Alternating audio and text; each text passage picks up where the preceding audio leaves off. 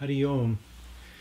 In chapter 2 of the Bhagavad Gita, even though it's called Sankhya Yoga, which speaks of the highest philosophy, in a sense maybe perhaps even of non-dualism, Sri Krishna speaks to us of the most practical and the most applicable methods of mind control, and also how to attain tranquility and how to attain peace and consciousness of Godhead.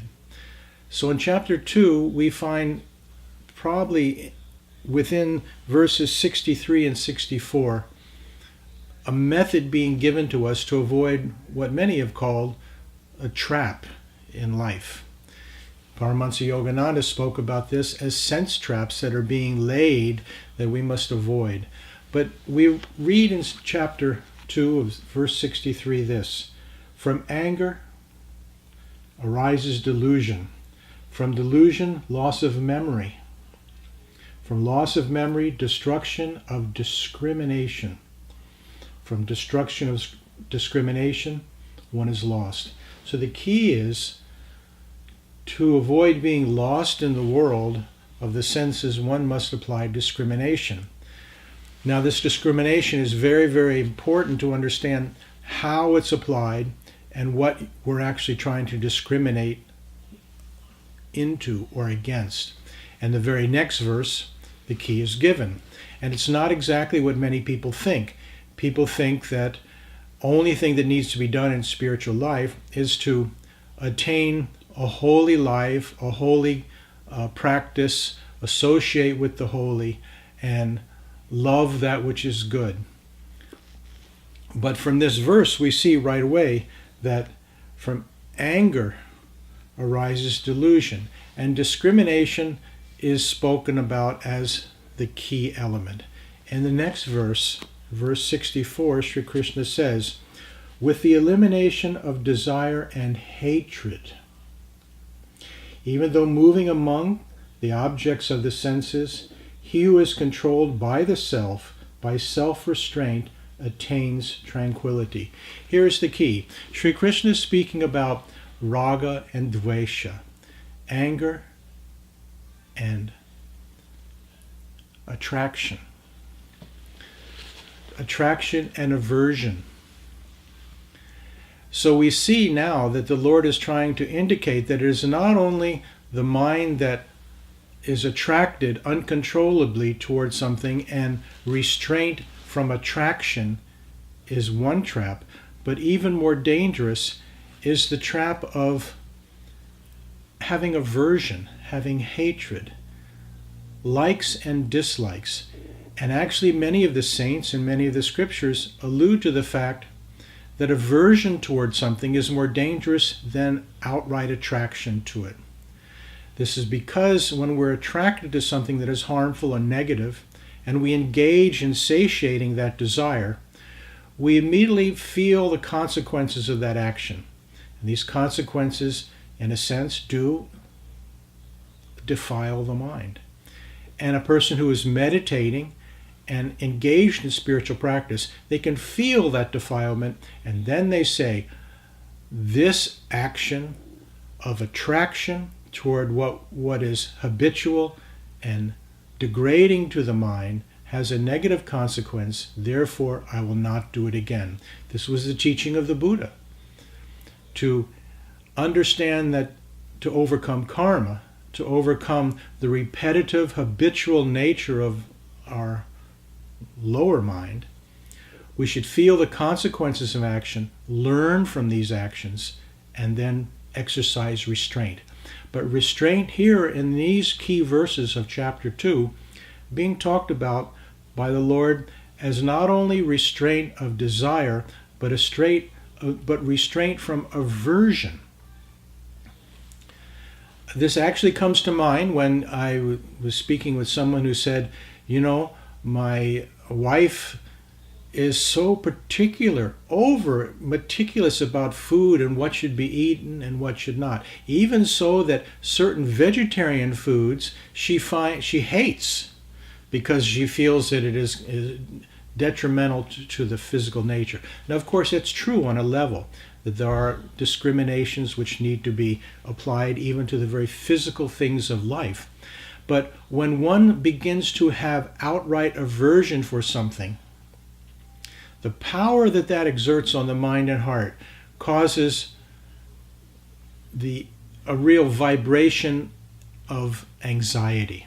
And this is why Sri Krishna is saying in the 64th verse, he who is controlled by the self, by self-restraint of both attraction and aversion, attains tranquility.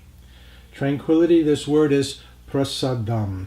Prasadam is, in Sanskrit, the word prasan, or coming from the root prasun, means a still lake.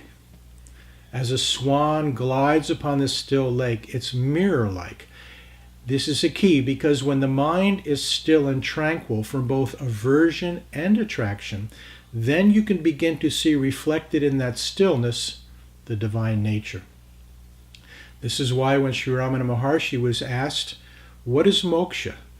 What is literally liberation? He quoted the Psalms from the Bible, and he said, moksha is to be still and know that we are God. That stillness, that tranquility is the essential, in a sense, platform which we must arrive at and maintain and keep steady in order for that divine nature to manifest, and therefore to cause it to actually cause our life to be in yoga or union with this manifested divinity. The still, tranquil mind is what we're after. And of course, we all know that excited desire disturbs this tranquility. But now here Sri Krishna is speaking to us of something that we all engage in from time to time, feeling even justified in anger or repulsion from something, and aversion for things that might be detrimental, but the aversion toward them is even more detrimental. So the Lord is saying, to do these things, one must have discrimination. In the very next verse, in verse 65, Sri Krishna is saying, in tranquility the cessation of all sorrows is born for him. The cessation of all sorrows. This is the teaching of the Buddha, the path, the fourth noble truth, where developing the path toward the end of suffering, the tranquility and the cessation of raga and dvesha, attraction and aversion. This is the key. So this is the middle path being taught both in the Bhagavad Gita, in the Dhammapada, the early Bible, and the words of Jesus and the prophets that came before him, that what we're trying to achieve is a stillness of mind,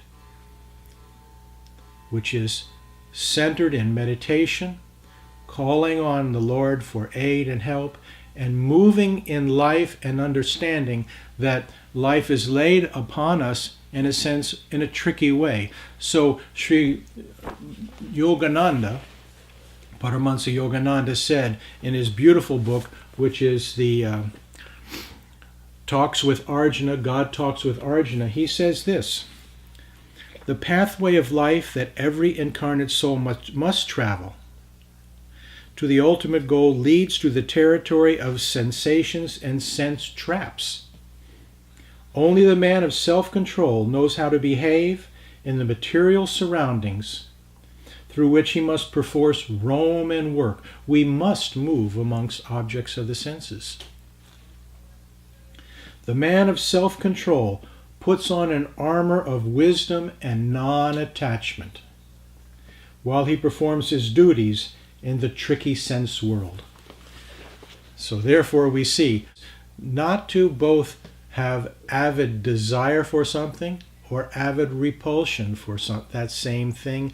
The desire and the repulsion are the two things that we must balance in life, remain not attached, and try to quiet our mind through meditation and calling on God, and finally reach that tranquil state where we will be still and know that we are God. Hari Om.